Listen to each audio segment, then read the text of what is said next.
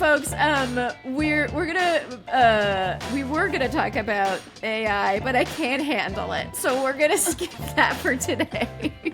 And instead, we're just gonna go into topic number 3.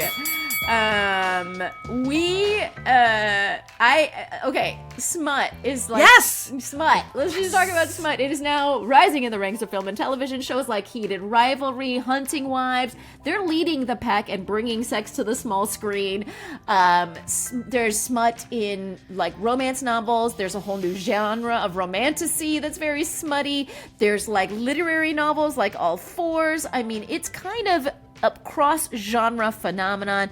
Before we get into it, I have a full confession to make, which is that I haven't seen Heated Rivalry. Lies and deceit. I'm so excited for you. You're going to love it, girl. It's honestly, it is lovely. Well, I'm such a mom. I was saying, I feel like this might be my wartime binge, right? Because it's like it's like a nice distraction. It will be, and it also will be. Oh, it will be. It will also. It has the added benefit of being like a delightful thing to participate in, but then the discourse around it, you will find the memes, you will find the interviews, and the two stars are so likable, and it's so genuinely easy and wonderful to like root for them and see them be embraced, and like it really, like Connor's story on SNL was delightful. Anytime I felt like he had sort of been given a clunker, I was like, how dare the SNL staff not give them him their best, you know? And every time he shone, it was like, yay, that's our guy. And it is, at least for me, no, I can't vouch for everyone, right? But like the smut is definitely a gateway, but you can't have this kind of response without the story, without the real connection. And that's the gateway drug to get people in. It was like, have you seen this smutty thing? And then you turn out being like all in for these, like Shane and Ilya to like find each other at the end. Well, can I just say on that note, we read a piece in the New York Times about this smut renaissance. And one of the points they were making is that it's a lot geared towards straight or bisexual women seeking a straight male fantasy that they're not, that like doesn't quite exist or something. I don't know. That they're not getting from clavicular? He's in the hardware aisle. Because they thought bone smashing really did mean something else. What is this like fantasy that it's giving, that all this smut is giving us? To be loved and valued, to be seen, to have someone see you and instantly want to know you for your soul. I mean, that it sounds cheesy, but that is cheesy.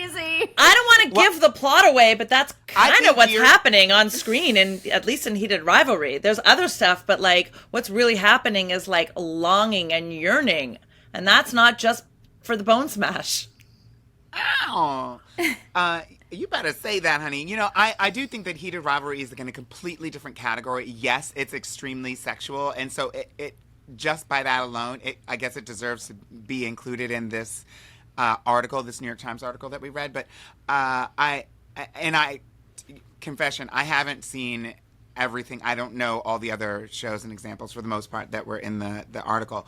But although Heated Rivalry does give us that story, which is a very familiar story to obviously it's universal, but it's definitely a story that many queer people can identify with, being, you know, it deals with lust, but then it also deals with, you know, closetedness and sports, which famously, you know, doesn't have the best relationship with people who are out and queer. And so obviously all that is in this show, which makes it a wonderful show to consume and watch.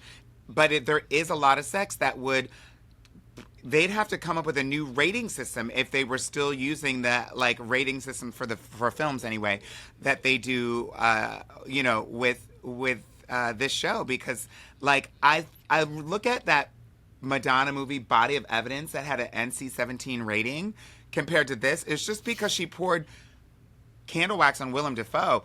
Honey, they are Such You're a going- deep cut. I know, I'm showing my age. No, I love it. The 90s this is- are resurgent. So They are. This is so, I mean, literally they are, even in Heated Rivalry, right? Like late 90s, early 2000s. They are, this is not for the faint of heart, for sure. Like, it is definitely a kind of show that you might want to watch alone, if you know what I mean. But I also think that, you know, I'm a little bit salty with the some of the vibes in the article. Granted, it was late night when I read the article, so I was like, what's going on here?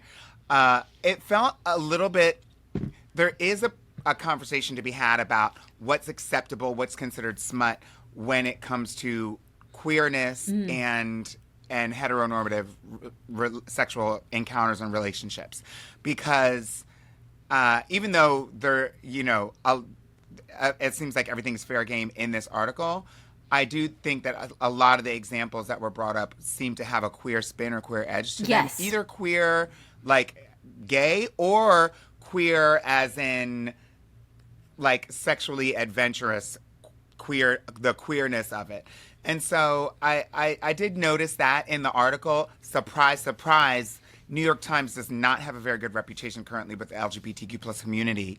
And so, you know, I had to like turn the page because they are also, you know, invalidating the existence of the rights of trans people currently on the next page. And so, so I think that this need to examine people's sexuality is just as, it's the clavicularistic response to body positivity, the Looksmaxxing juxtaposition to that. We were becoming more sexually free, obviously more accepting of LGBTQI plus relationships and identities. And so now the response to that is, what is all this smut in this, you know, Wild West world that we're in right now? Well, it's weird because, I mean, there was like a couple of things that I feel like I noticed. I mean, I read all fours and I watched one episode of Hunting Wives, and I think what part of it is like, there's like this weird, there's like two things I feel like I'm seeing in these things. There's like a desire to let yourself be free of the confines of like polite society, right? Of just like, I'm not gonna be a suburban housewife. I'm not gonna be like, or like a working mom with like 1,000 things on her plate. Like, I'm gonna do something for myself. There's a lot of that in these stories. And then there's the other thing is just like the like a heteronormative fantasy of like dabbling in you know, in like same-sex relations or whatever, which almost feels like, in Hunting Wives at least, it feels like they're all wearing the costume of a gay person, right? Like, it's like, so it feels kind of really put on that way. I don't know, but I also heard somebody's take, which I thought was really interesting, specifically with regards to Heated Rivalry and maybe shows like it. Not that there's a whole lot like it. That and the question of like, why are so many, you know, sort of like traditionally suburban housewife, why is this demographic so into this sort of genre, I guess, if we can call it that, where there is a gay couple or, you know, and the person said that, you know, it's giving women the ability to engage in, I guess, what you would call smut, but like engage in like stories about sex and eroticism without being objectified, without seeing themselves in the story to be objectified and abused. And I think that's really interesting. Yeah, there's not both of the. I guess that you know, watching Heated Rivalry, but like I want to extrapolate it out. It just they're both on the same level, pretty much. The one does not have more power over the other, right? The power comes from like the yearning. Does this person want me? I want this in person. the relationship. Right, in the relationship. There's no power dynamics at play here. There's no suggestion of abuse or like unpacking later and being like, oh, was that an abusive relationship? Was that sort of coercive? Right. Like the way that when we look at a lot of our pop culture, we're like, is that a little sketchy? But my contention on all of this is that it really does come down to the romance and the connection and the being seen. And so if that's the through line, it's not necessarily, again, smut, it's great. That is a gateway to knowing yourself and being able to articulate your own desires and find someone who wants to fulfill them because they want to make you happy because they care about you, right? So if that's the through line, then you can actually see that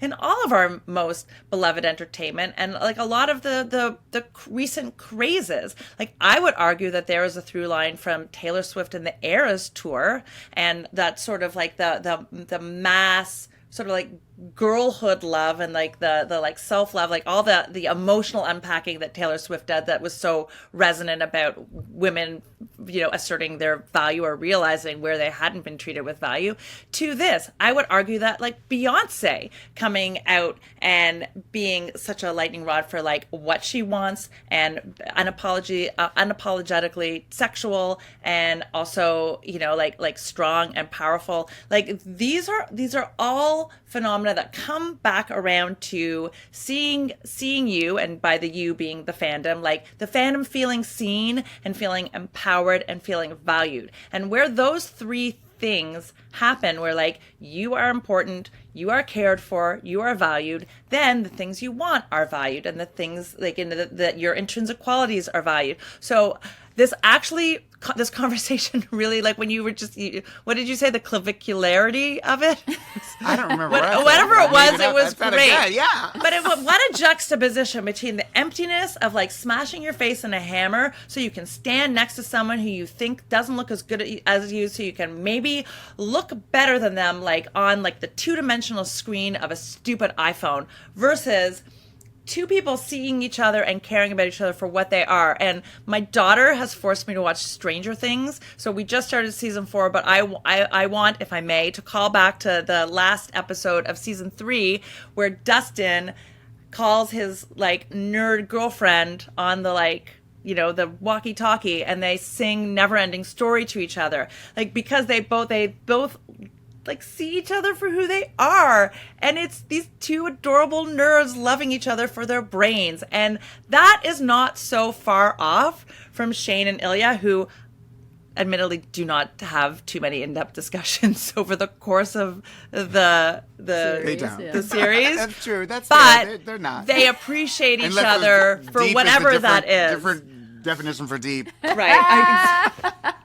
I do just think that like it comes down to love and value. And I'm sorry.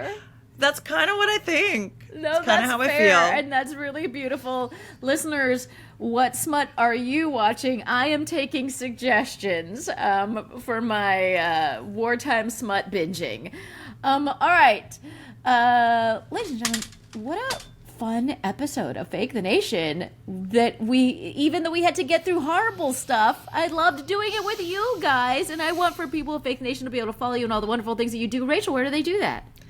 The most recent thing that I've actually launched is a podcast I'm producing for a friend of mine called The Breadwinners. I would love it if people would check that out. It's about where we are in this crazy bananas post-accountability work environment. How do we even have careers? The host is Rahul Lowell, and I'm very proud of it. Good conversations. Oh my gosh, that sounds great and necessary and somehow related to the smut renaissance. I don't know. Win that bread. Start your OnlyFans pages now. Yes! PepperMint, where do they find you? Oh my gosh, PepperMint 247 pretty much on all socials. Just opened an up-scrolled account. I'm very happy about that.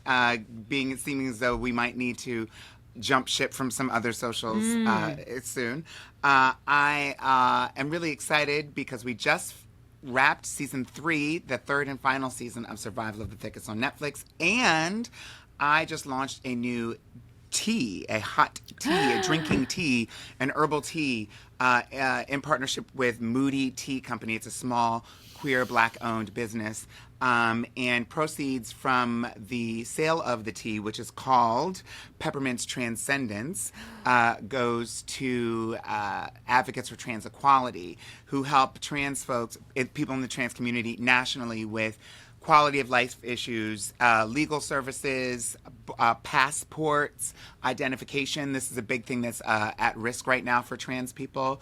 And so the tea is called PepperMint's Transcendence. People can get it, my link in any of my social bios or at peppermintonline.com in the store. It's a blue vanilla mint herbal tea, and that it is sounds delicious. delightful. I'm a big tea drinker, so I would love to support the cause and drink the Yes, tea. please. Thank you. I also would like to drink the tea, just based on all of that. Yeah.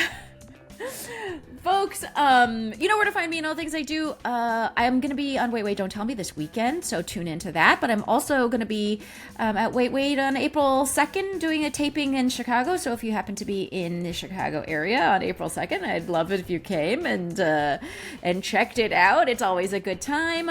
Otherwise, I'm going to be having other dates that I'll be announcing soon. And I want to thank everyone who makes the show a possibility. That's our wonderful producer, Rob Heath. Thanks to Gabi Alter for our theme music. You can email us at fakethinationpodcast@gmail.com. Don't forget to support the show at patreon.com/Negin Farsad. And otherwise, we'll be back in your earballs next week.